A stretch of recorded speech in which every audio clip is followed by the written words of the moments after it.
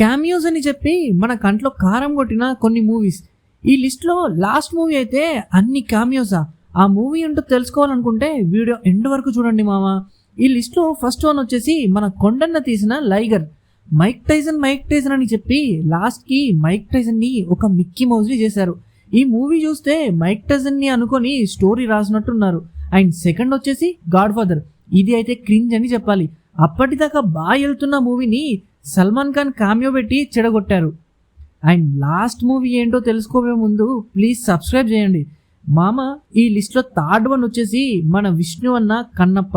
నాకెందుకో ఈ మూవీ చూస్తే అన్ని క్యామియోస్ ఫోర్స్డ్గా చేపించారో అనిపించింది, యాక్టర్స్కి ఇష్టం లేకున్నా. ఒకటా రెండా? అక్షయ్ కుమార్, ప్రభాస్, శరత్ కుమార్, కాజల్, మోహన్ లాల్, అబ్బో చెప్పుకుంటా పోతే ఇంకా ఉన్నారు. పోనీ సినిమా ఏమైనా బాగుందా అంటే ఏమైందిరా?